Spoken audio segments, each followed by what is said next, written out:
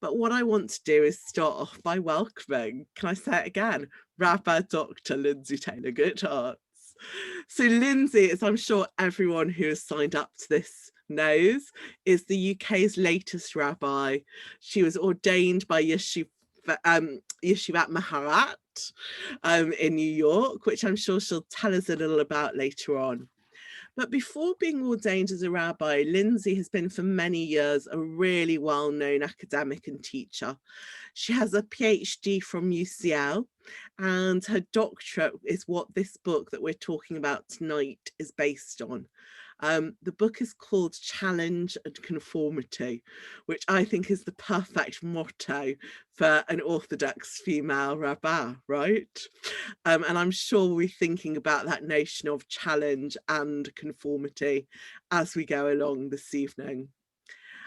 When we originally booked her talk, we booked the talk thinking that we knew she would be ordained, but thinking that we'd like to pick a chapter lots of people would be really interested in.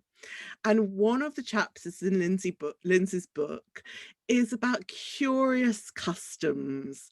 I don't know if other people than I grew up with grandparents saying pa pa pa, or with red threads and different kinds of amulets and all sorts of queer customs that were Jewish, and yet were they actually kosher? So that's what Lindsay's going to talk to us about. I'm going to hand over to her in a minute. She will talk to us for approximately 40 minutes or so. And then we're going to open up to your questions about her talk and possibly about wider issues as well. If you would like to ask a question, what I'd like you to do is either put your physical hand up, your real hand, and wave at me. You could also put up your virtual hand, those of you who know to do that. Raise hand is one of the reactions buttons, or you can put a note in the chat. And when we do come to the Q&A later on, I will look at who wishes to ask a question and invite you to unmute yourself, bring you on screen, and we will do that. But for now, what I'm going to do is I'm going to spotlight Lindsey for everybody. I'm going to pass over to her and welcome, I'll say it one more time, Rabba Dr Lindsey Taylor-Guthartz to talk to us about curious kosher customs and her book, Challenge and Conformity. Thank you so much, and thank you for inviting me to talk. It's a great privilege and an honor to talk on a Jewish Renaissance event. I'm sorry about the long title. I'm going to have to come up with something short. It's such a mouthful. I'm not going to follow the tradition of my Germanic ancestors and insist on Frau Dr. Rabbiner, Dr. Professor, etc. But I think I need to find something more compact. Okay, so what I wanted to do in this book generally is to examine and describe and think about what it means to be an Orthodox Jewish woman, particularly in Britain. There's some comparative bits, and what it is that Orthodox women do, because there is a lot of mystery about this, strangely.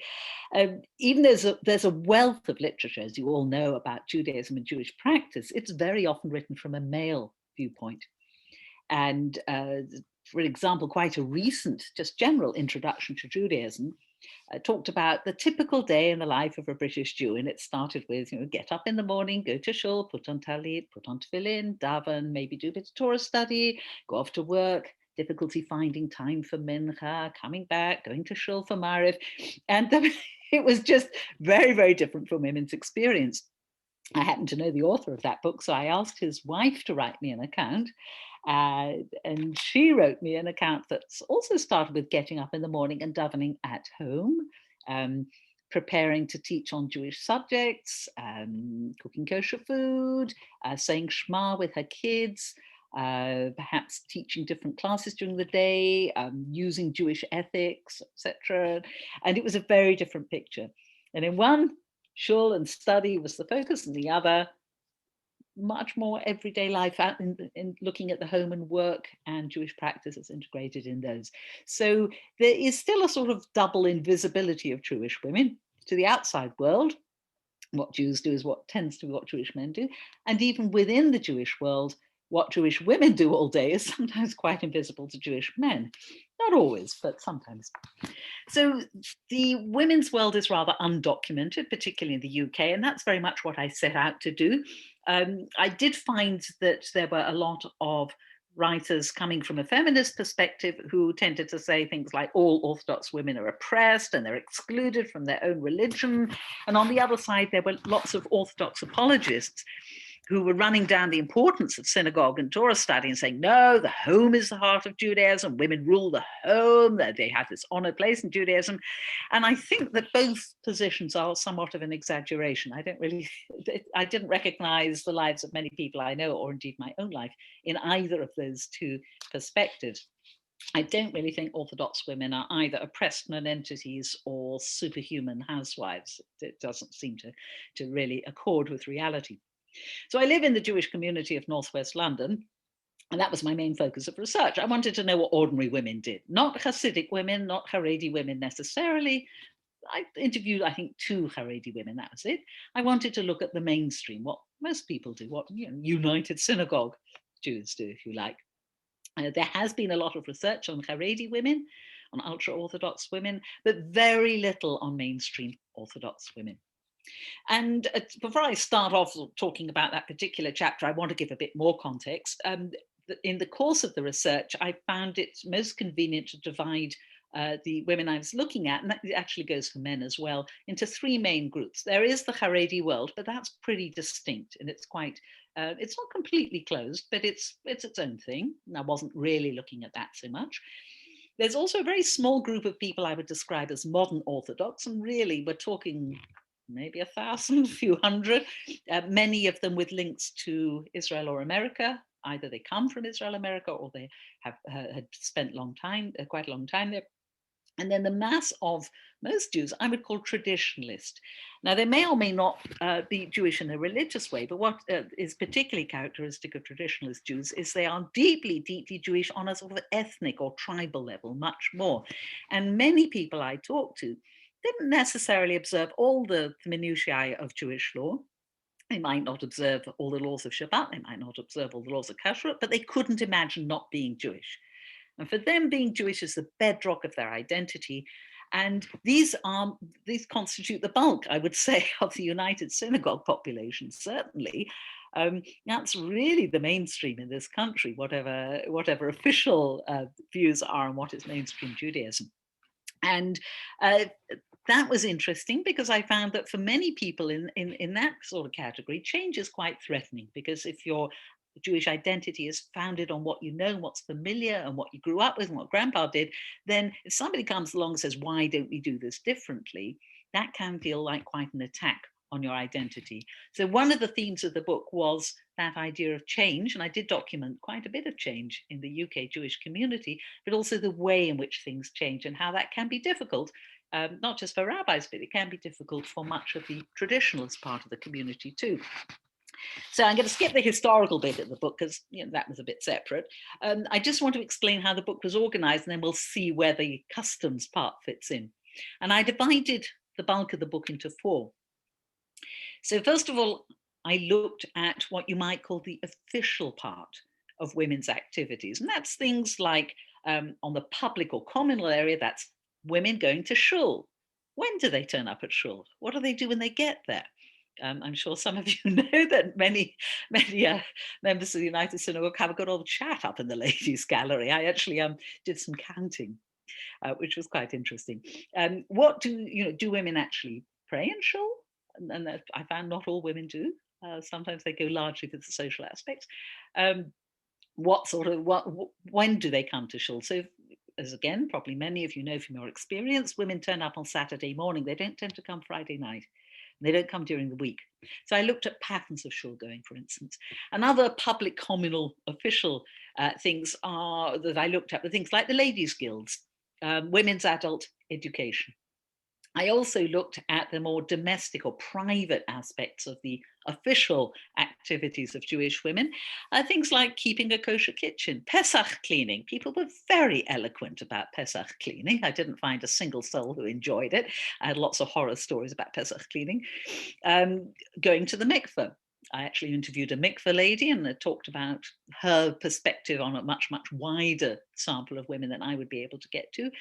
And private prayer, I talked to women about that. So there was a chapter on each of those aspects, the official communal and the official domestic, if you like. Then I looked at unofficial things, and this is where the customs came in.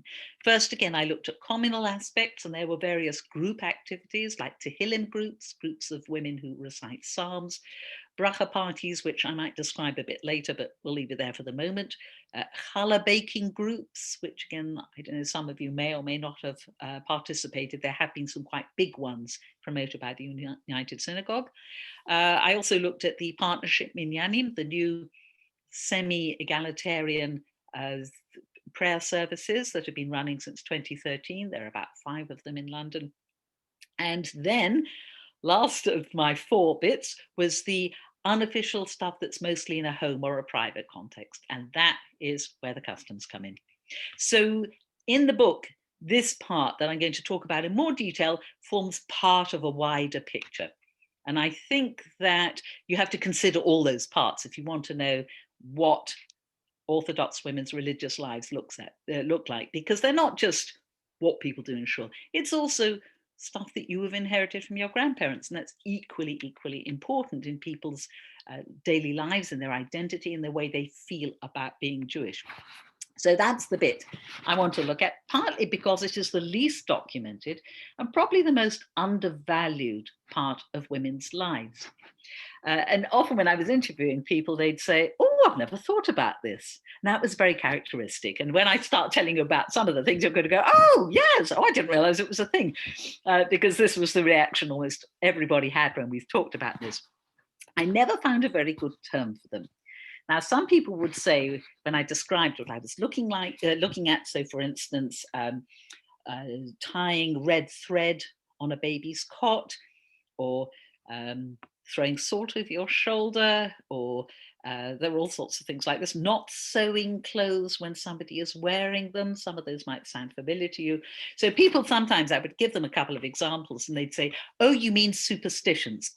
Now, that's not a word I'm using because in the anthropology world, you can't use that word. It's very judgmental. Superstitions are something stupid. So I'm using the word practices or customs because it's much more neutral. But I never did find a very good word. I always had to explain what I was talking about, because there isn't a word for these things really, which in itself is quite interesting. Okay, so I started off my research process with a session at Limud. I'd already gathered about 20 or 30 of these, partly from books, partly from chatting to people. And I spoke about them a little bit at this Limud session. And then I foolishly asked people to tell me if they knew any more. Well, that was stupid because people couldn't tell me fast enough. And by the end of that session, I had collected 80 customs right there. They were just sort of flowing at you, people shouting at things, and people coming up afterwards and saying, wait, I've got another one, or my grandma did this, or my auntie did this, or my mum did this, or my dad did this, really. And what was interesting was that as people were shouting these out, sometimes people were sitting with their husbands, and occasionally I could see the husband looking at his wife and going, you do what? And that was fascinating because it turned out that quite a lot of these things, their nearest and dearest didn't know about them. You had no idea that people were doing this regularly. Or sometimes people were telling me about things that relations had done. So, that didn't come up. So in the end, after the Limud session and after asking around, I came up with a questionnaire with about 200 customs. There are many, many more because many have come in since I finished doing the questionnaire, but that was what I had when I decided really I must get on and send the questionnaire out. And I handed out the questionnaire to lots and lots and lots of people. And I ended it when I got 100 back because I cannot calculate percentages. And it just seemed much easier to have 100 questionnaires and not try and do 103 because that would have slain me. So I also interviewed about 20 people who completed the questionnaire. Sometimes people did it when I was sitting there and they would talk about it as they filled it in. So I also got a bit more in depth about what people felt about these customs and thought about these customs. And sometimes I could ask where people learned them, or sometimes people wrote it on the form because there was a space for comments, anything that was relevant. And the questionnaire also asked people to record whether they had just heard of the practice, whether they themselves actually did it or had had it done to them, or whether somebody in their family did it. And that way I was able to separate out knowledge of customs from practice of customs, because people have done this in a folklory way before, but they don't usually distinguish between what people know about and what they actually do. And always it was quite clear that far more people know about a custom than actually do it. So people would tell me my grandma did this, but they wouldn't be necessarily doing it themselves. And this made it much, much clearer, so I could actually look at different patterns of knowledge and of practice of what people did. And I also asked people their age, roughly. I just asked, are you 20 to 30, 30 to 40, so nobody was embarrassed. And I could also look at the results against age, and I found some very interesting things. So I don't know about you, but I had a preconception that the older somebody was, the more likely they would know these, because many of them are deeply, deeply traditional. Well, the opposite was true. The oldest women in my survey knew of and performed fewer customs, including, rather surprisingly, several customs that are not Jewish at all, like touching wood. Now, 20% of my 100 did themselves touch wood as a protective thing. The other 80% tended to say to me, no, it's a Christian custom, or no, it's not Jewish. But the 20% were doing it, which is quite interesting anyway. So that was one interesting thing that I hadn't expected at all. Another interesting thing was that women below the age of 40 were far more likely to do what I called pietistic customs. We might think of them as frummy customs, the sort of custom where you say a particular psalm to get a result, or you say a particular prayer with special devotion, or you pray under the chuppah that your friends are going to get married, or something like that. And that was a young woman's thing. And my older ladies didn't know about those at all. So that was very interesting. And I think I've cracked that one. It seems to me it's related to different patterns in women's education. And as you all know, most men and women didn't go to Jewish schools before about the 1980s. It was quite rare if you went to a Jewish school before then. And most people didn't have a particularly high level of Jewish education. Sometimes the oldest women, I started this off in about 2010. So we're talking older women then. Some of them had been evacuated during the war and had no Jewish education at all. And that was quite a frequent story. People would say, oh, I was evacuated during the war and never went to Cheder, never went to anything at all. So it seems to me that the older women tended not to have any formal Jewish education. They had picked stuff up at home, but that was it. And that would be not at all surprising that they knew of a narrow range of customs from their families and didn't have opinions on which were Jewish and which weren't Jewish because they didn't have much of a formal education. Younger women tended to have been to Sem in Israel. And that's where a lot of them seem to have picked up the sort of more pious customs, say this psalm or do this under the chuppah. And they also may have picked them up from the internet, because there are now internet sites that promote some of these customs. If you want to get married, you should do this, or if you want to have babies, you should do that. And I think that's how younger women are beginning to learn some of these customs, not just from families. There was also a technological element, apart from the internet. And I found that older customs that involved, for instance, sewing, the older women knew them. So that one I just mentioned about don't sew clothes when somebody is wearing them, or if they do, they should hold something in their mouth, or they should chew a button or something like that. Again, you may have variants on that. That tended to be older women who knew that one, because younger women don't sew anymore. So as technology changes, some of these customs are falling out of use. We can even see that historically. There's a custom recorded that, back in the 17th, the 18th century, women used to make candles for home use.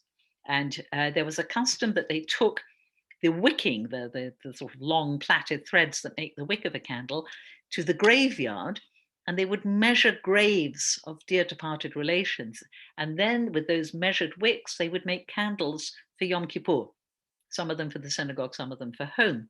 Now, as far as I know, nobody does that anymore, but that's largely because we don't make our own candles. So you can see as technology changes, some of these things just disappear.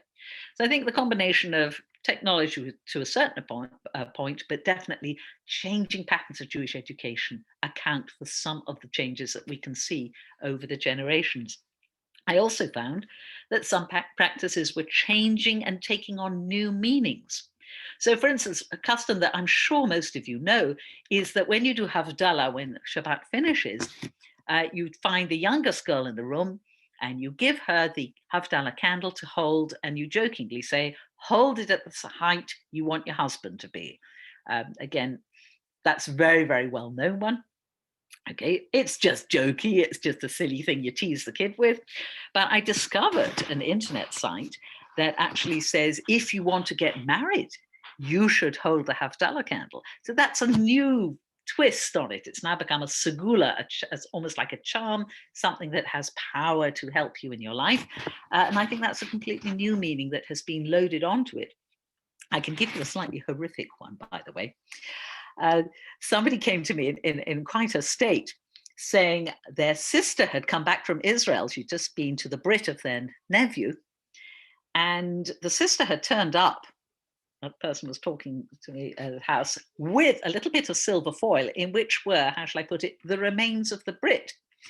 And she said, if you want, it's a segula for getting married, to bury it in the garden. In other words, if you want to get married, this woman was, getting in her late 20s and really did want to get married, she should just bury it in the garden and then magically this would happen.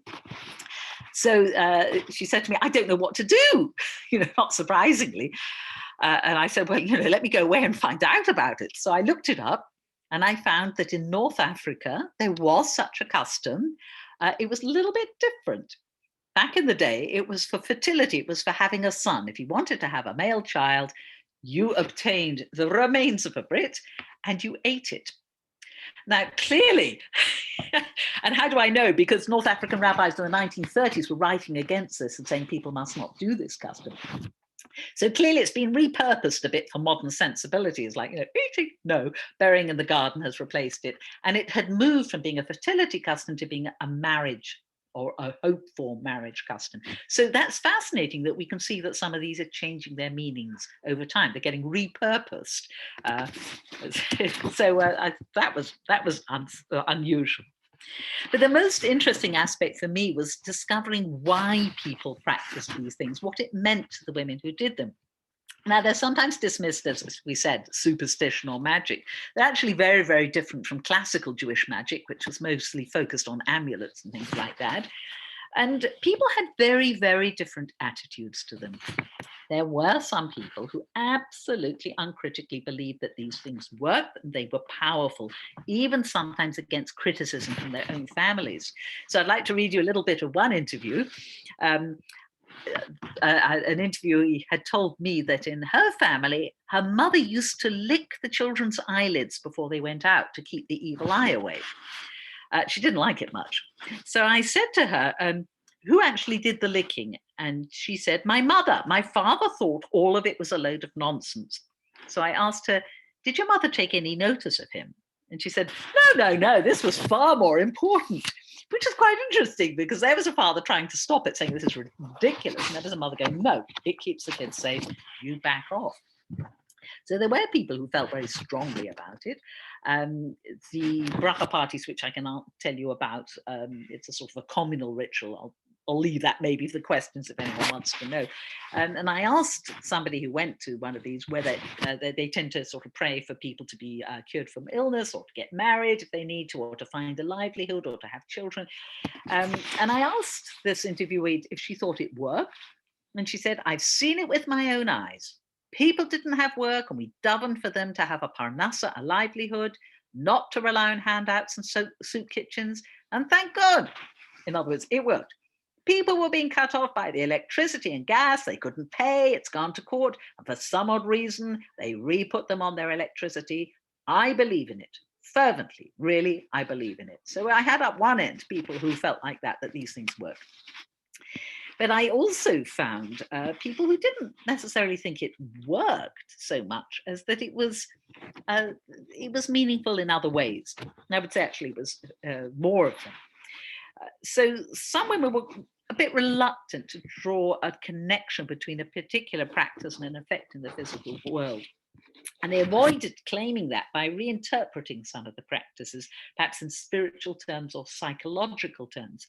And a woman of mixed Sephardi Ashkenazi heritage said to me, I was asking her about her grandmother. She told me her Egyptian grandmother had done all sorts of things, especially things connected with the evil eye. And I said, what sort of role had that played? And she said to me, I actually think it's really important. I think it's important not to mock these things because they showed a deep-seated religious aspect, because essentially they all stem from humility in the face of the divine or the universal. It's very important to re-inject some of that humility. So again, she wasn't saying they work, but she wasn't dismissing them. She was saying they express a particular religious attitude, which she felt is of value. So a lot of people would get round this thorny question, does it work, doesn't it work, by saying it has value at some level at all.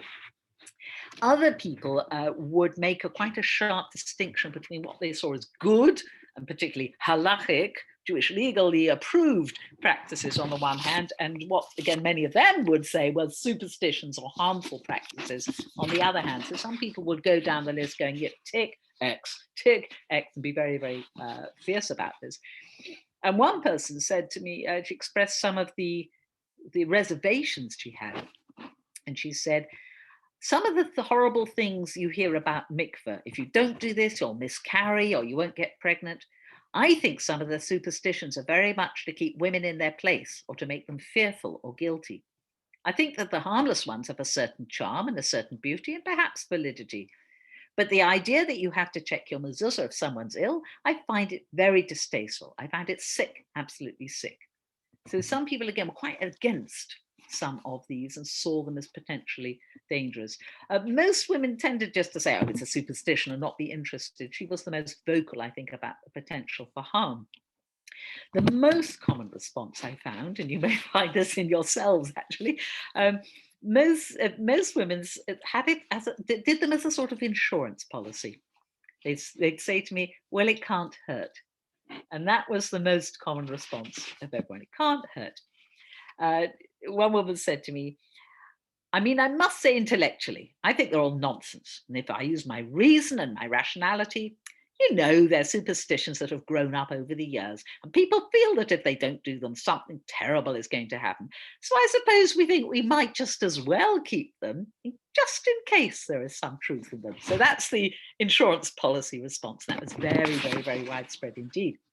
But the same woman, in spite of saying, you know, she thought they were all really a bit silly, I asked her about a particular custom, not a very common one actually, that when a child is just starting to walk, you take a pair of scissors and you cut the air in front of the child to sort of ease its path into walking.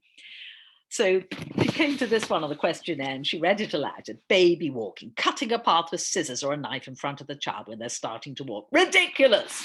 And I said to her, did you do it? And she said, well, we did do it. And then she laughed. Then she said, I'm ashamed to tell you because it's so ridiculous.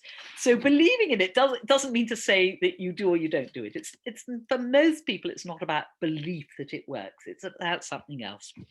And this is where we get onto the emotional and the identity aspect of these customs, which is very, very important indeed. And several women continued to do customs that they told me were ridiculous.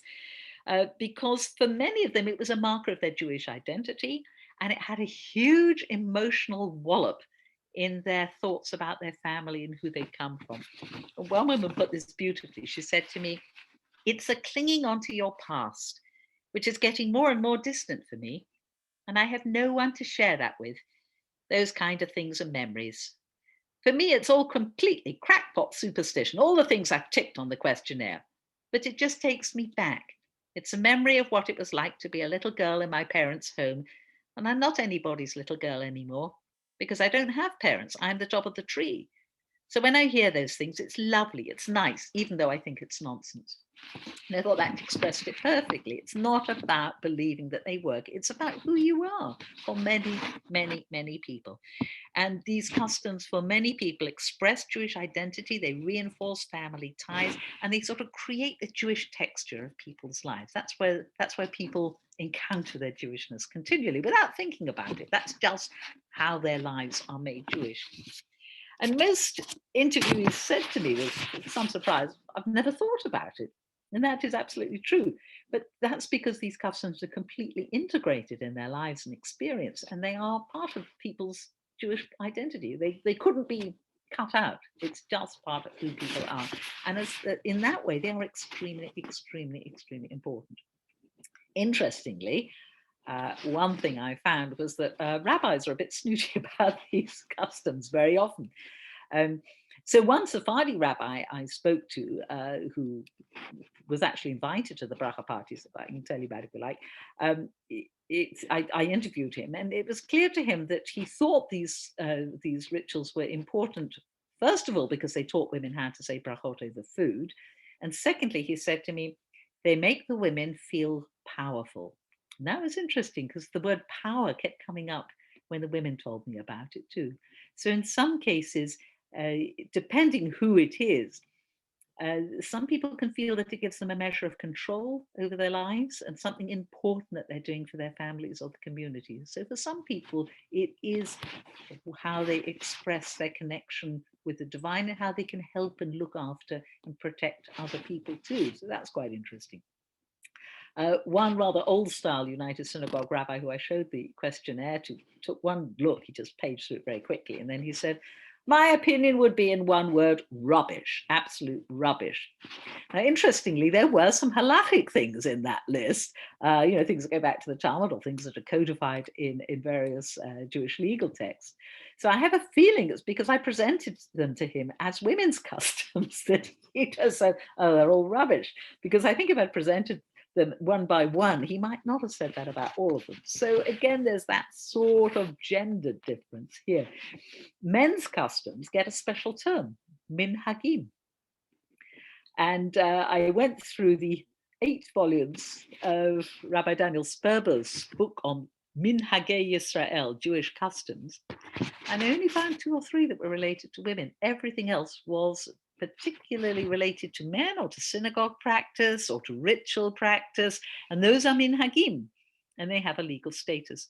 But women's practices don't get called minhagim, and they don't have that quasi-legal status at all, because women's culture in Judaism has traditionally been invisible, and women don't write about their lives. So women's Jewish culture, women's culture within Judaism is, once again, very invisible and rather, undervalued, I would say, by the male half of Judaism.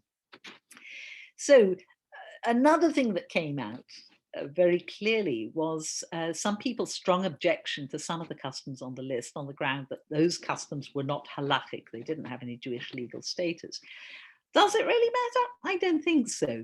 I asked people what they did. I didn't use any criteria at all. If they told me a non-Jewish custom, I put it down. If they told me something that was recorded in legal texts, I put it down. I was just interested to see what people did. I think that, generally speaking, very few women and not that many men have the textual knowledge to actually apply the halachic system and its definitions to things they do. Most people get their knowledge of these type of practices from their families. It was very clear. Again, not everyone told me where or when or from whom they had learned this, but some people did. And I had a couple of hundred responses. And it's overwhelmingly clear that they learned them from older women. Every now and then somebody would say, oh, I learned this from my husband. Very rarely somebody would say, I learned this from my dad. And in 1 or 2 cases, people would say, I learned this from my daughter when she came back from SEM, which was an interesting route of learning customs too. But generally, people derive their knowledge and their personal practice from their relatives, their friends, their communities. And in general, they don't actually perform certain customs because of their halachic basis, but because they've grown up watching their mums perform them, or perhaps because they associate a particular practice with a grandmother they loved very dearly, or even because a friend or a teacher recommends a custom that will help if they're trying to conceive or trying to get married or something like that, or trying to heal a friend who is ill. And that's very much how people learn these practices and why they do them. So basically, I ended up with this understanding that for most women, it's a very organic mode of life or mode of Jewish experience. It's nothing to do with being taught or some hierarchy. It's naturally acquired. It's acquired from the people who are closest to you. Most of the people I interviewed are not very interested in the origins or the halachic significance of these, but they are passionately invested in the emotional and the personal resonances of these practices, their associations with family, their familiarity, the sense of security and identity that they provide, the contribution they make to people's spiritual life, and the way that they work towards protecting and promoting the welfare of people who women love. And customs of this sort help, as we said, to create the intensely Jewish texture of daily life that underwrites and promotes a very real Jewish identity and sense of community. And they often seem a very, very essential part of people's lived everyday Judaism.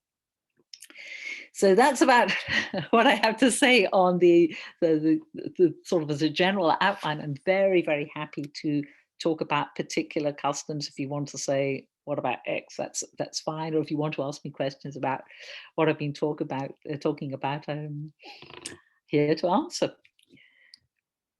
Brilliant. Well, thank you very much, Lindsey. There's already a couple of people who've sent questions to me in the chat.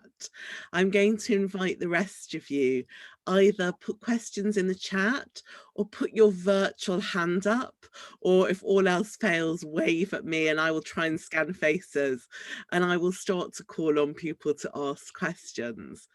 But I'm actually going to start with one that came through on the chat from Daisy Abude.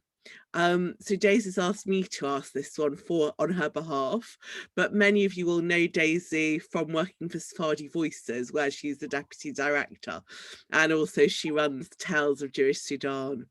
So Daisy said, please can I ask you, Lindsey, did you differentiate or notice a difference between Sephardi and Mizrahi customs and Ashkenazi ones? Or was there a difference in prevalence in customs between the different communities? Excellent question. I should have put that in, actually, I forgot. I did ask everyone to tell me where their grandparents were born, because I knew that way I could tell who was Sephardi, who was Ashkenazi, who came from where. And it was notable that the Ashkenazi respondents all said to me, those who were talking about it would say, oh, if you've got any Sephardim, they'll be much more superstitious. Well, I am proud to tell you that there is no difference between Sephardi and Ashkenazi women in the prevalence of how many people actually do these things. The highest scorers are those who have a Sephardi and an Ashkenazi element. In other words, they're married to somebody from the opposite Edah, or they are the products of a Sephardi Ashkenazi marriage. And those were the highest scorers. So my highest scorer of all, who I think did 85 out of the 200 customs, which really shows you that nobody does all of them. People have their own sets, they overlap with other people or don't. So this was a Hasidic woman who was married from New York, who was married to a Sephardi rabbi, and she had the highest score because presumably anyone who has connections to both worlds is getting two streams of tradition. So those were the highest scorers. Some of my lowest scorers, there was a woman who had 4 Iraqi grandparents and knew none of the customs at all. So it's so I can put an end to a common Ashkenazi stereotype of Sephardim that no, it depends. Sephardi women are just as likely as Ashkenazi women not to do many of these at all. Interestingly, rabbis' wives were quite high up on this, because again, people said to me, OTP people with very little education who do lots of these, but no, rabbis' wives are quite high up on the whole list. So it's particularly that particular one. So yes, I'm glad to say that no, I can't see any trace of Sephardi women being more likely to do any of these at all. There were some customs that clearly only came from Sephardi backgrounds. I think I'm trying to remember now. There's definitely one about not putting shoes upside down. That was definitely one that only Sephardi respondents actually recorded. And I'm trying to think of any other ones. I was shown a wonderful magic stone from Gibraltar, though I think the stone had come from North Africa, that will get the evil eye out of your house if you follow the correct ritual with it. Can't say I actually tried, but I am assured it works. I'm trying to think, were there any other Sephardi ones in particular? I'd probably have to go back to the list. I particularly remember the shoes upside down one, because very few people knew that one, and I think they were all Sephardi. But yes, there were all sorts. Yeah. Amazing. Well, we've got some people are just putting random customs in their comments to me. So someone who hasn't given a name, but they're just a number, has just written to me saying, on sneezing, my father pulled my earlobe upwards. Yes, that one came up. Yes, quite a few people did that. Pulling your ears up when you sneeze, or sneezing on the truth. I think people said that sneezing on the truth was another expression that people said. But yep, that one came up. I can't remember now. Again, 200 of them. I can't remember how many people did it. It was not the most common, but there were several. What about putting a pillar under the baby's pillow? I've just asked the waxmans to unmute themselves, because they had a question for you about a custom that they wanted to ask. So could the waxmans please ask your question? Yeah, sure. My father always had the custom of, he had a penknife, challah knife, and he always folded the blade back. It was his father's. And we always had the custom of taking knives off the table when we benched. And I wondered if you could tell me the origins of that. That's, again, quite a common one. My family do that too. They cover up the knife. The idea is the table is like an altar, a mizbeach, and the Torah says that you must not build the altar with iron tools, because iron, and the understanding of that is iron symbolizes bloodshed and war. Therefore, when you get round to praying, you should remove all things that look like weapons of war, because the altar is a symbol of peace and your table is an altar. So that's the accounting that I've heard for it. I don't know how old that one is. I would guess that one goes back a way, because that people will have noticed the biblical text and applied it to this rabbinic idea of the table being an altar. But it's quite a widespread one, that. Right. Funnily enough, it didn't come up it didn't come up in the sermon. No, though I know it and lots of other people know it too, but nobody happened to mention it. Yes, thank you. Welcome. Also something my grandmother always did, and the Horowitzes, who I often have Shabbat with, they always take the knives off the table. So quite a common one. Yeah. I'm going to bring Michelle Vogel up next. Michelle has a question for you. Michelle, would you unmute? Well, I've had a smile on my face for the past hour, because I'm recognizing so many of the things that I do. I don't know about shoes upside down. I was always told you don't put new shoes on the table. Yes. Anyway, I do quite a few of them, and I certainly stop my grandchildren from whistling in the house. And if they ask me why, I say, well, because my mother told me that you don't whistle in the house. So, I mean, what I really want to say, and I could tell you a few more funny things, but what I really want to say is, did you research many of these or all of these customs that you were told about to find what the actual origin of them was? Yeah, I tried. Some of them I couldn't find any mention. The book has, a little bit of advertising here, it has all the customs in the back, and it has all the references I found for them. So there's a table at the back, and I did find that many of them are not Jewish in origin. So, for instance, everyone told me about, you don't put your bed so the foot of the bed faces the door. I'm sure a lot of people know that one. And the usual explanation is that's the way they carry out the dead feet first. That is a non-Jewish custom that has just crept into Judaism. Okay, wow. So again, there's I consulted the fabulous the Opis, was it Joan and Peter Opie? I can't remember their names, wrote a dictionary of superstitions, and I found a lot of these things that we think are Jewish were in there. So some of these are not uniquely Jewish. Red thread on things is all around the world. All sorts of people put red on things. But the idea of always putting something in your mouth, yes, when you close, I mean, I always do that. Yeah. But was that to do with sewing a shroud? That's the usual account given. The interesting thing is Jewish shrouds aren't sewn onto people. They're sort of Right. like garments that are placed on people, but they're not actually sewn. So I think that might be a non-Jewish one too. Touching wood, obviously, is a classic non-Jewish one. But some ones that I thought were Jewish turn out to be not very Jewish at all. So I'd marked MJ next to the ones that I can demonstrably show didn't start in the Jewish world but have percolated. And I think I've wrote something like MA for medieval or older. Some of these go back to the Talmud. You can find, for instance, being very careful about where you dispose of your fingernails, because if a woman walks on cut fingernails, she may have a miscarriage. That's a Talmudic one. Again, a lot of cultures are very careful about nail clippings and not, flushing down the loo so people can't use them against you. So I would think that's a Jewish custom that's the expression of a universal idea. A lot of evil eye ones, both in Judaism and outside, involve the use of salt and red to keep the evil eye away. Covering mirrors at Shiva. Now, I thought that was Jewish. No, it's not. It's a universal thing. Almost all cultures cover mirrors during funeral practices. And again, that was a bit of a surprise. Some things are uniquely Jewish, but quite a large percent of them aren't, which I have to say was a surprise to me too. So if you do buy the book, the great fun thing you could do is turn to the appendix at the back, I think it's Appendix 3, and then tick off all the ones you do and do your own score. How many do you get out of 200? And you can also find out, where some of these came from.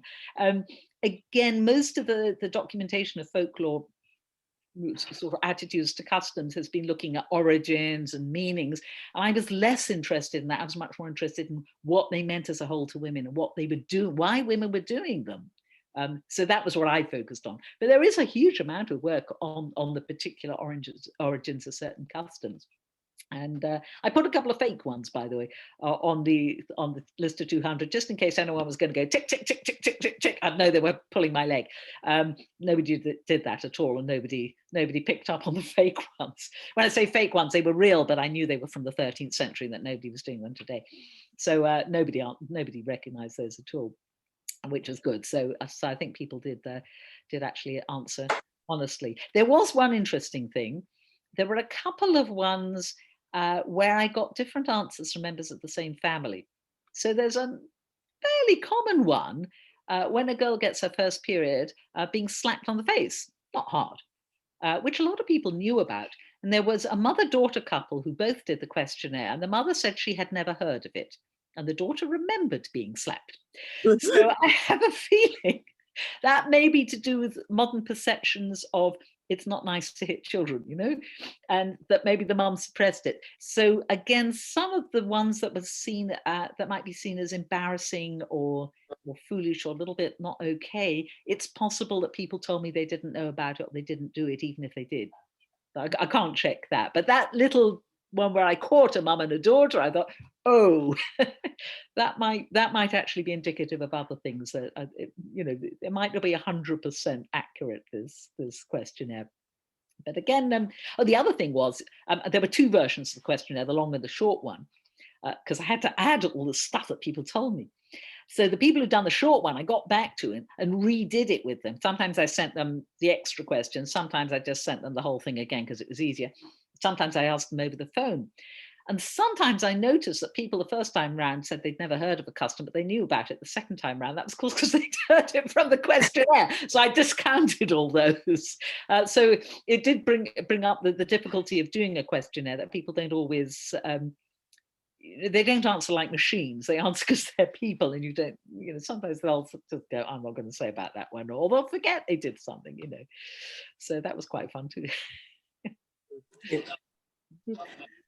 Well, you've just answered a question that Leora and Ollie had asked, because they said, they asked me to please ask whether any of the respondents went away from the study taking on new customs. I'm a bit worried about that, actually.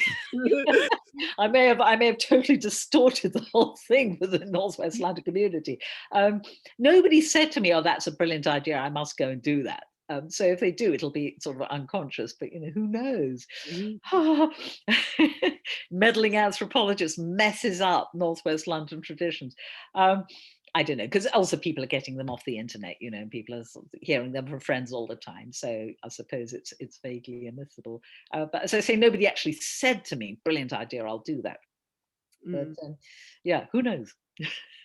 Well, I'll have to redo it in about 10 years' time, and we'll see. Absolutely. We've got lots of people all asking the same question. Quite interestingly, we've got someone from Sweden saying, Sharon from Sweden is saying, where does the pepper come from? And Lena Sassoon is saying, my neighbour who's Jewish says pepper to keep the evil eye away. Again, so did my grandma. But then so does my friend who's Russian and definitely non-Jewish. Yes. So what is the origin? Is papa a Jewish one or not? I think it's a universal one. It's ritualized spitting in the evil eye. So I think the Greeks also go po. There are variants. I mean, even among Jews, there's po, there's pepepe, there's tfu, which is the version I know from Israel. I once actually heard the Jerusalem String Quartet being interviewed on Radio 3, not a likely place for this.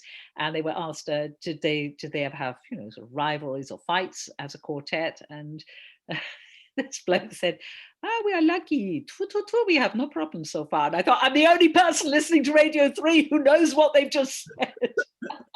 Love it. So po, pepepe, tfu, they're all around. And yes, certainly in Greece they do it, and I think they do it in Russia. The famous Jewish nu, that's also in Russian. So many of these things are not quite as Jewish as we think. Or, people live with other people. How do the people pick up touching wood, which is quite a good English one? Again, people don't differentiate. They pick up stuff all the time. The boundary is quite permeable. So it's a very Jewish custom, pepepe, tfu, po, but it's also a very non-Jewish custom. For a long time. So we've had lots of people saying in the chat that they want to know what were the fake 13th century customs that you wrote into your... Ooh, one of them, I do vaguely remember, one of them was the custom of, after a woman has given a birth, waving a sword around the room to keep the evil demons or the evil eye away. So, nobody told me they'd done that one. So, I mean, how many people have swords? So that was one of them. I can't remember, there was another one. No, it's gone. I can't remember what the other one was. I think I put 2 ones in just to make sure nobody tried it on. Because before I started, I had no idea whether somebody would just go tick, tick, tick, tick, tick without actually reading the customs. And then I thought, okay, I'm going to put in just a little device to tell me. I'm going to bring myself up because I've never heard of anyone spinning a sword around their head. But I grew up in Broughton Park in Manchester, where it wasn't unusual to see someone going like that with a chicken. Kippuris, yes. Pre-Yom Kippur. Very well known.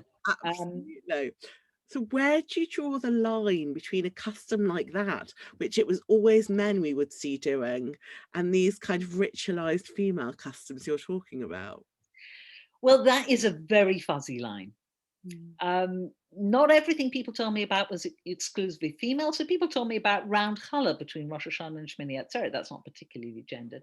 There were some other ones. People told me about some male customs, like getting peticha when your wife is in labor, opening the ark, which is clearly a male custom. So yes, it's a fuzzy boundary.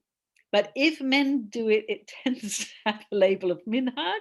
So kaporas, or shlogan kaporas, is waving chickens around your head, is a minhag. It's not prescribed by halacha. It's not a women's custom. It was the father of the family would wave them around each member of the family's head. And if the wife was pregnant, I gather a hen and a rooster were waved around her head. You waved roosters over men and hens over women. I don't know if people do that now, actually. My husband once tried it with a frozen chicken, not advised. It's easy to bonk yourself on the head with a frozen chicken. He was going to do it and then give it to somebody, I think.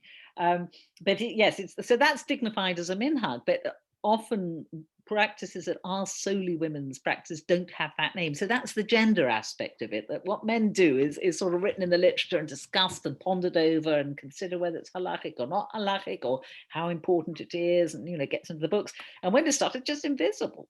Because women don't write the books. Well, except you're making it visible, because Stella just put in the chat that that's something her grandma did. Yeah.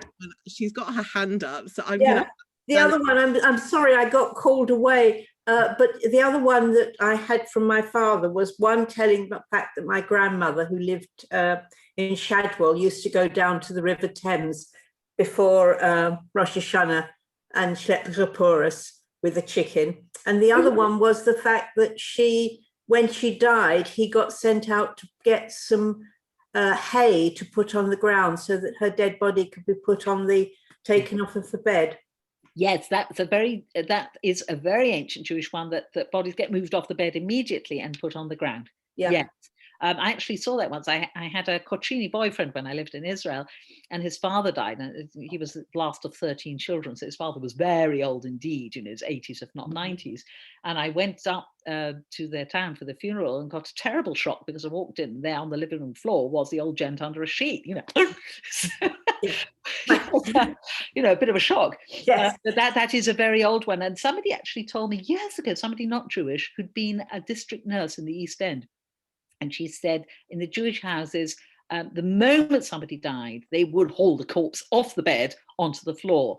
So yes, that's a very, very old practice. Yeah, my grandmother died in 1927. So yeah, that would definitely fit with that would be about the time the old lady I talked to had been a district nurse. And yeah, definitely. So that definitely is a Jewish practice. I'm not absolutely sure about that. Is it to avoid the question of impurity with the bed? I don't know. Is it this idea that you came from Earth and you return to Earth, so it better get you onto the Earth? Cohens don't go into cemeteries or touch. No, that's a biblical prohibition. Yeah. So that one's much more understandable. So that's... Yeah.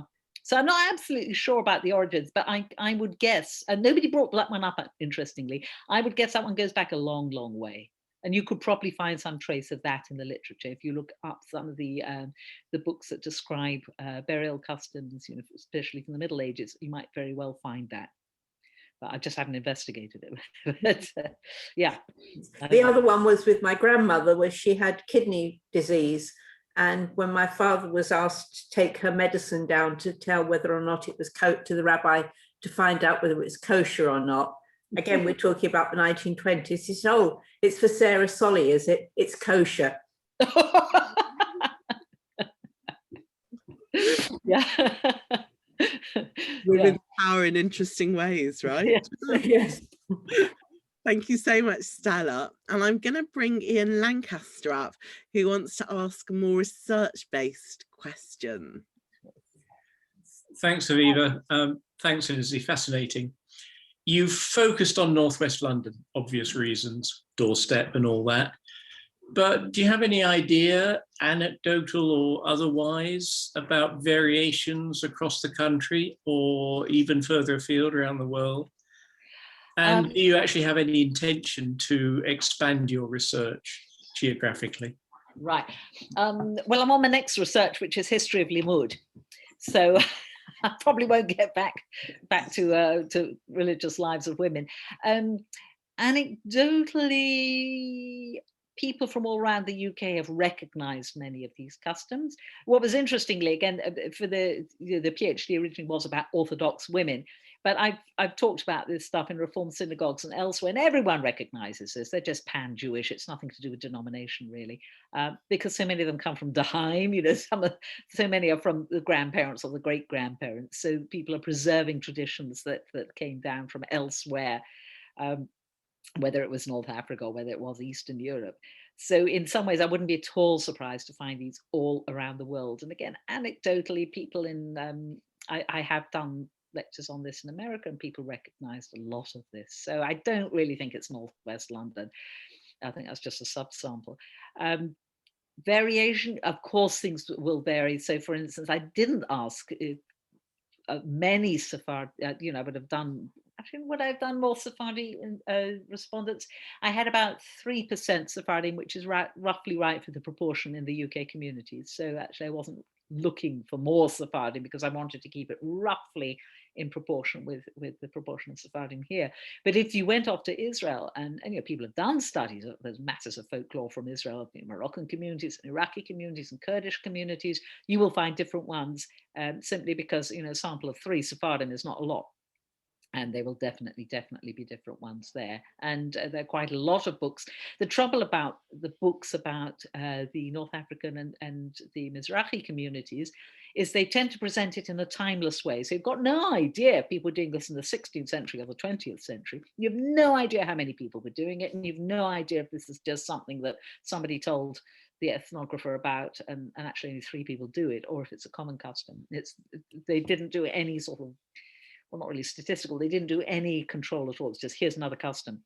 So it's very, very hard to know how it actually appeared in those communities. And that's why I try to do something about age and about origin and differentiated between knowing about it and doing it, and somebody in the family doing it, because I really wanted to know much more about practice and how it impacted on people, rather than just, oh, here's another cute custom. So it depends how you design the research as to what information you're going to get out of it. And there definitely, I'm sure there are hundreds. I mean, just here, people came rushing up after I'd finished the Dratted thing going, oh, have you heard about this one? There'd be another 15, which I unfortunately didn't write down all of them. But still people sort of come up to me and tell me ones I've never heard of. And yeah. Thank you. Thank you, Ian. And Anita, who's sitting there quietly in the background. We've got a couple of people who put questions in who I'm going to ask them to unmute and ask them themselves. Sharon from Sweden has been putting notes into the chat all evening, and I've been asking things on her behalf. But Sharon, would you unmute yourself, maybe ask your latest question for yourself? Yes, sure. Hi. I've got an awful cold, so my voice isn't very strong. Touching the mezuzah, or some people kiss the mezuzah when you go through a door, is that a custom or a mitzvah? And before you answer that, I just want to say that, what was it, kaporot, when you swing the chicken above your head? I live in Sweden and I'm very close to the Chabad family here, and they do it every year, and they get in chickens for the women. I mean, hens for the women and chickens for the men. Roosters. So we all do it, but you have to have the same sex as you yourself. Yes, that's standard. Just to answer the second one first, many people have condemned it as a very heathenish custom and say you shouldn't do it at all. So there's controversy about it in the Jewish world. Not everyone thinks you should be doing that at all. It tends to be, it's mostly the Haredi communities who do it nowadays, partly because of animal safety concerns. Many people actually will, what they'll do is they'll give the amount of money to charity instead of actually doing this. And I have heard of people who swing the money around their heads, the price of a chicken, and then they give that to tzedakah, to charity. So it's a custom. It is a controversial custom. To go back to the mezuzahs, there is no commandment at all to touch the mezuzah or kiss it. It is, again, a custom, or a minhag, if you like this one, because men do it as well. It would be classed as a minhag. Some rabbis spoke out against that. Maimonides, for instance, said you should not treat it as an amulet. The commandment is to fix it to your doorpost, doesn't say anything about kissing it, don't. And other people would see it as a very good practice to kiss it. I remember once visiting a Yemenite family in Israel, and they lived in a quite small flat, and they had a lot of kids, and the kids were playing hide and seek or chase or something around the flat. And what impressed me was automatically, every time one of them went through a door, they leapt and touched the mezuzah. So in the middle of this chasing game. So for some people, it's very ingrained.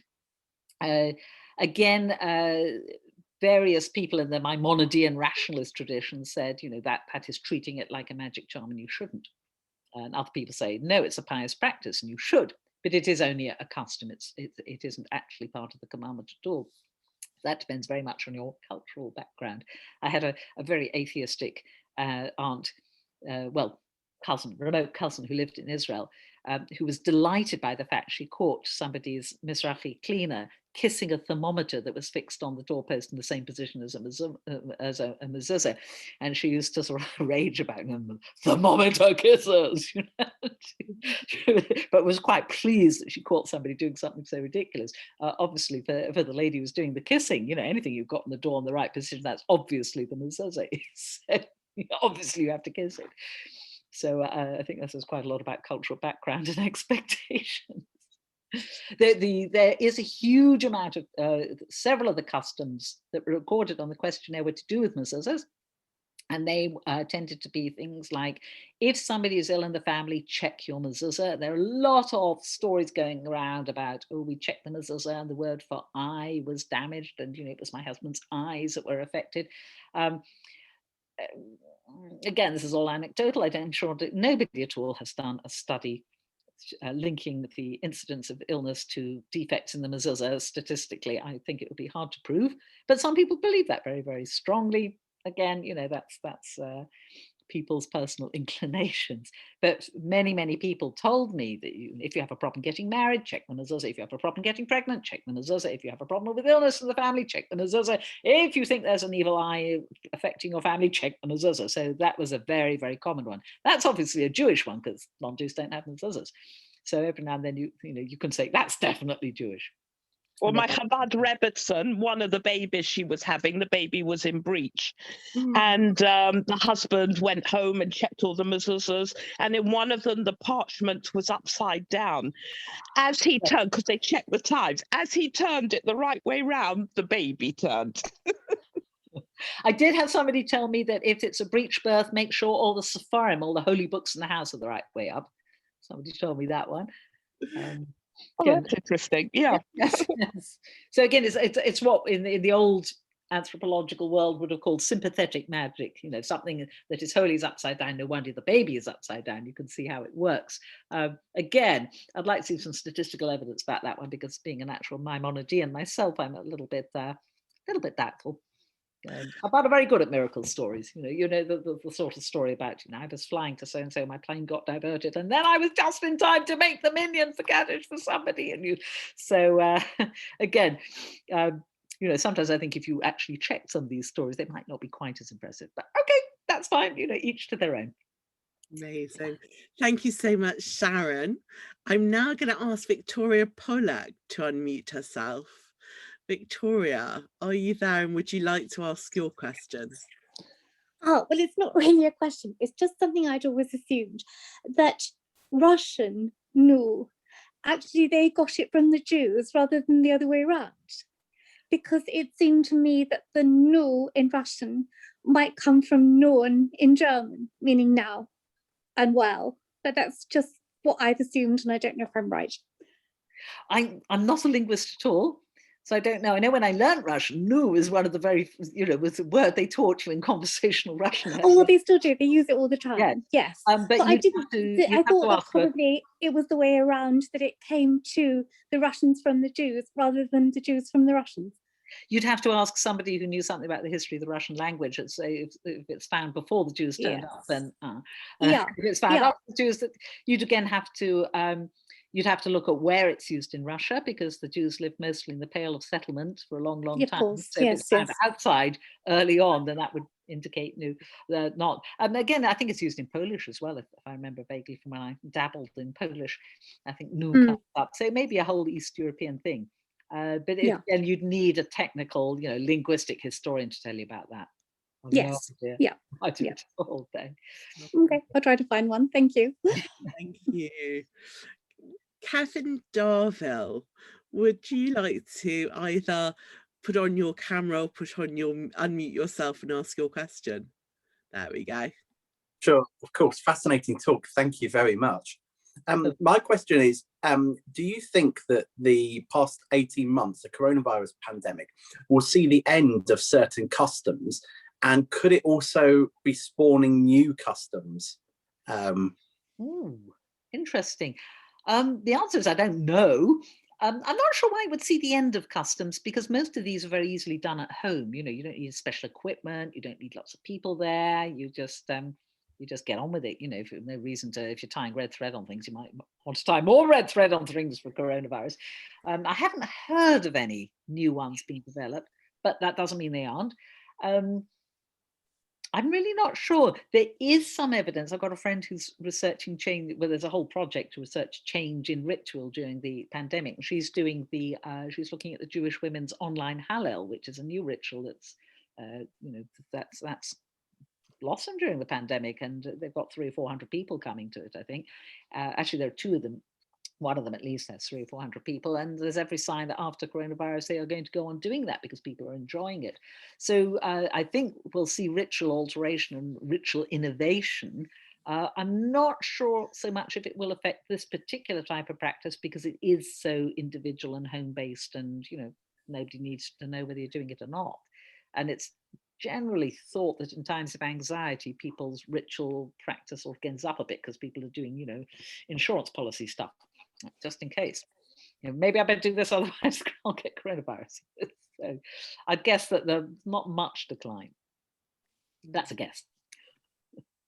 Thank you. Leora and Ollie, I think you've just put your camera on, is that right? So let me see if I can find you and bring you up. Here we go. So go for it, Leora.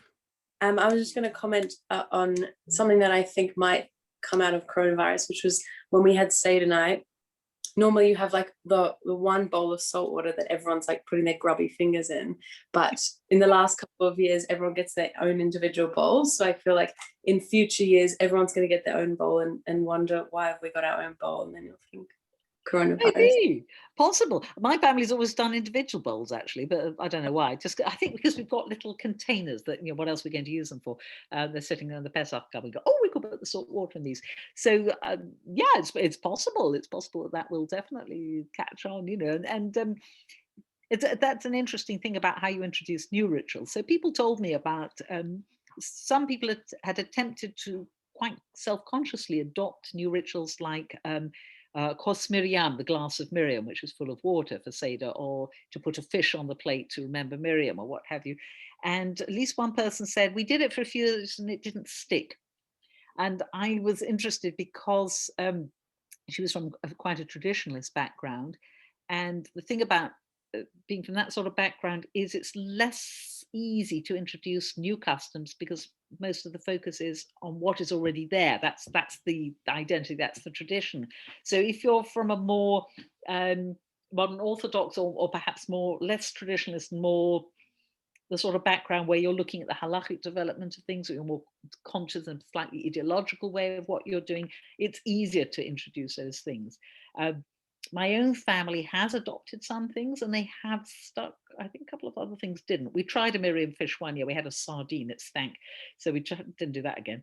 But the next year we cut out a Miriam's fish out of paper, and every now and then we find it in the box and go, oh, look, there's a Miriam fish. Let's stick it on the plate. So again, it depends a little bit where you're coming from. But if you largely have a traditionalist mode of practice, and again, these divisions are, the lines between them are fuzzy. Some people are terribly modern Orthodox in one thing and very traditionalist in another. They're not clear cut. They're just sort of vague characterizations. So depending on the way you think about your religious life and the sort of inspiration of your religious life, it will be easier or less easy to introduce new things, I think. And that's also, again, some of the crazy things people do is something that just, well, grandpa did it, so I'm doing. You probably know the joke about the woman who always makes cholent in 2 pots every week, cholent in 2 pots, and somebody says to her, why do you make cholent in 2 pots? My mother taught me that way. And then her sister, asked about it and said, well, mum only had 2 quite small pots and the cholent wouldn't fit into one. That's why she did it in 2. But that's how, again, that's very often how customs develop. X did it because of some sort of consideration, and it just gets carried on and on and on. So I found actually what was useful thinking about this was my own crazy practice. Made me much more sympathetic. In a kid's book that my mother had, it was my mother's kid's book, and I had it as a child, and it had a wonderful picture of a witch sitting on an eggshell, and it said, if you do not poke a hole through the bottom of your hard-boiled eggshell, a witch will take it and ride out to sea and wreck a ship. Now, not even as a child did I believe that was true, but to this day, if I eat a hard-boiled egg, I poke a hole through the bottom of the spoon, and I can see this picture in my mind's eye. So that's no kind of rationality. That's just pure, that's exactly, that combination of childhood, family, habit, slight giggle, just do it without thinking. And that is very much the level on which a lot of people I talk to were doing their customs. And, am I going to stop doing that? No, I quite enjoy it. Have I handed it on to my kids? No, I think they think I'm mad. But, it's a custom for me. And I think that is very much, I don't want to devalue these customs. I think for many people, they are important in all sorts of ways, not just purely religious, but in identity ways. And why shouldn't people be doing these? They enrich people's lives. I would only say don't do the harmful ones. I can tell you about some harmful ones if you want to know. Well, we might come back to that in a minute, but we still have lots of people putting questions in. So I'm going to just take, I think, 2 more questions, and then you and I will tie it up at around 9 o'clock, if that's okay. So I'm going to ask Lena Sassoon, if you can hear me, would you unmute yourself so you can ask your question? Hi. I actually kind of put 2. A lot of my mother's customs were to do with keeping away the evil eye. And I said, I was saying, is that a common theme? So one of the things she used to do is like burn particular spices. Something bad was happening in the family. She'd burn some spices and all the aroma would go all around the house. And, things like if we had a new coat, put salt in the pocket. So there's various things, and it's to do with the keeping away the evil eye was a lot. And I just wondered if you found that with these things, that was a common theme. And did other people say about the burning spices, the salt in the pocket and things like that? The evil eye is a very, very common theme indeed. About 26 or more of these customs were to do with the evil eye. I sort of grouped them into, evil eye, giving birth, getting married, illness, and so on. So evil eye was a very, very strong theme. It often involved salt. I'm not sure if I remember salt in pockets. I do remember someone who said her mother used to make a little tiny bag with salt in and pin it to her knickers before she went to school. She hated it. So salt in various ways was very important. People also spoke about if you move into a new house, hiding salt and maybe a candle or various different things in somewhere in the house before people move in to ensure prosperity. That came up. Spices. Now, the magic stone I mentioned, the instructions for the magic stone were put it on something like a metal shovel, put aromatic plants and spices on it, like lavender or rosemary, something like that, and some coals, light them, watch the stone, and if it assumes the shape of an eye, which I think is a bit subjective, but okay, then there's evil eye there. And then you take the shovel around the house and you waft the smoke into each room. So that would seem to be related. Yeah, it sounds very similar. Very, very similar indeed. So I think there are, and the fact that was originally from I think a North African to Gibraltar custom. Well, my family is from Egypt. Oh, from Egypt. I was going to say Sassoon sounds Iraqi via India. But yes, yeah, but my parents were actually born in Egypt, both of Egypt. So, okay, so there we are. So North Africa and Egypt. That could yeah, exactly. Yeah. And I think a lot of Islamic cultural things involve perfume and spices being wafted around. So I think that would be local practice and would be taken on by Jews. Oh, okay. Not necessarily a Jewish thing then. I would guess it's shared with neighbours. Oh, okay. But certainly I know India and elsewhere the use of perfume is quite important in Islamic anti-evil eye sort of stuff. What have you right? I would guess that's probably true in North Africa. The Coccini family I mentioned earlier, I do remember at the same funeral of the old gentleman, they took out the most enormous bottle of the most horrible cheap perfume and walloped it all over the corpse down at the graveyard before actually burying him. So obviously, perfumes and are seen as protective good things to have around. And you're saying about things from Muslim coming over to the Jewish thing. One of those things is the Hand of Fatma. Yes, the Hamza, absolutely. You know, lots of Jews will wear it, but it's the daughter of Muhammad, wasn't she, if I'm right? Absolutely. So we sort of think of 5, Torah, what have you, but for Muslims, it's the Hand of Fatima. And the person who talked to me, who I quoted earlier about the deep spiritual humility she saw behind practices. She was talking about her Egyptian grandmother, and she said she used to say "Khamsa, Khamsa" if something bad happened. You know, "Khamsa, Khamsa," very much like people would say "Tfu, Tfu, Tfu." So yes, we always said "Khamsa, Khamsa" in our family. Always, yeah. Yes, that's obviously an Egyptian thing, if not all of North Africa, but definitely an Egyptian thing. Yeah, yeah. So that did come up. I like the idea of Khamsa, Khamsa. Yeah. Thank you very much, Lena. I'm going to mute you just because we're getting quite a lot of feedback. We'll do one more question, and since we've mentioned corpses, I'm going to give my last question back to Michelle.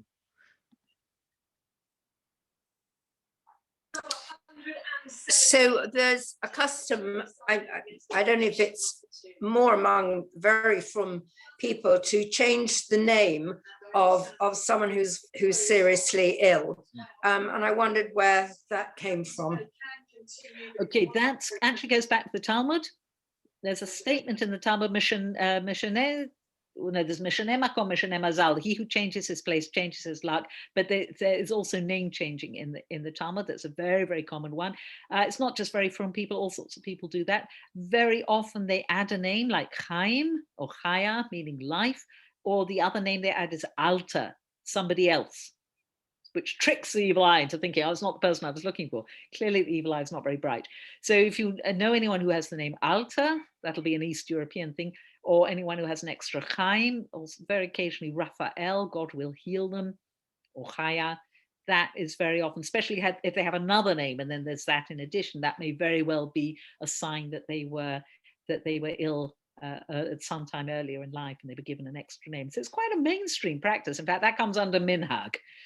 It's not a women's custom. That's a well-known custom. It's paralleled in other cultures too, this idea that you trick the spirit of misfortune or the evil eye into thinking it's a different person. That's not at all unusual in other cultures as well as Jewish culture. But very prominent custom, yeah. Very, very well known. Well, while we're talking about changing names or taking on new names or even taking on new titles, I'm going to finish up with a question about what it means to you. We've done lots and lots about the content of the book and the customs, but I'm going to ask you, what does it mean to you to take on this new name of Rabba? And how is kind of giving voice to the invisible, previously invisible woman's experience going to be part of your, I don't know what we call it, vocation, mission?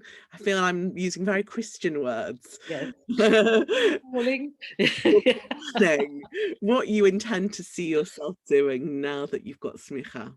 Yes, well, I'm still at the stage where it doesn't seem quite real, you know, and I'm tending to, somebody says Rabbi, I don't want Rabbi, I'm looking over my shoulder to see who they're talking to, but I'll get used to it, I presume, eventually.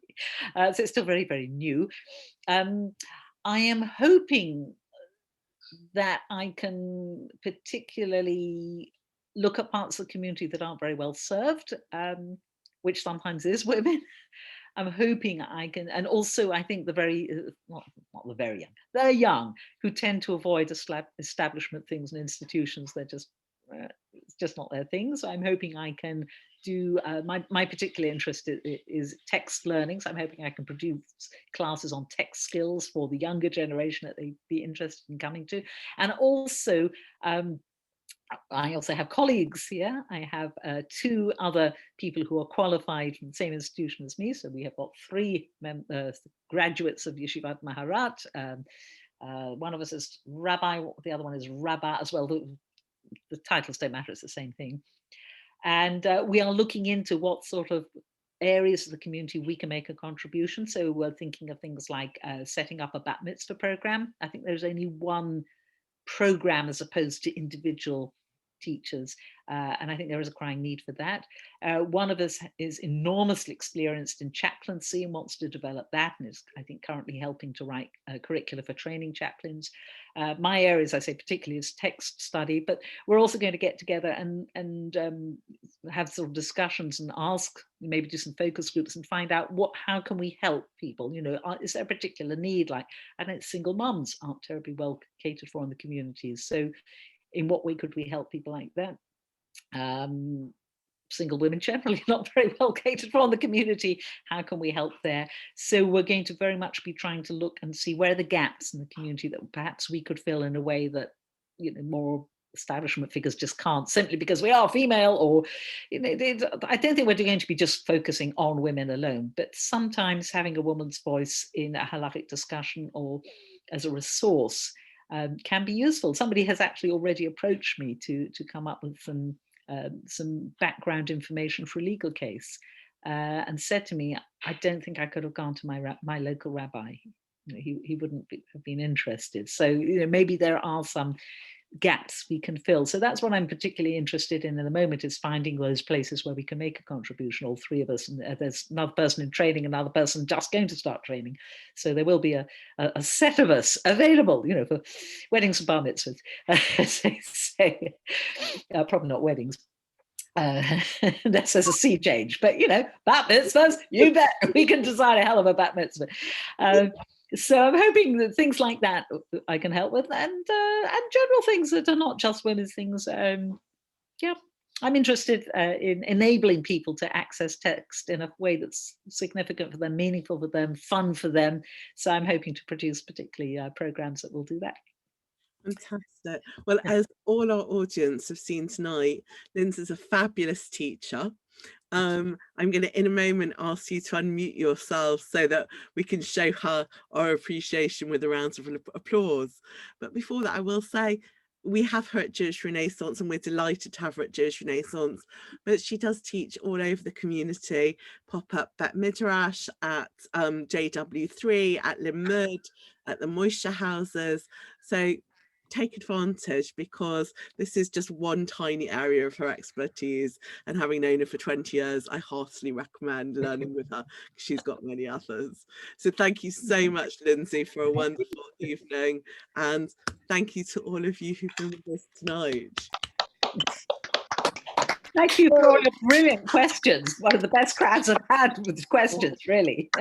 Thank you. Discussion. And thank you again, Rabba Dr Lindsey Taylor-Guthartz. Rabbi, not Rabbi, Rabbi. Good Yes. for you. Thank you. Yeah. Welcome. Congratulations. Thank you very much. Yes.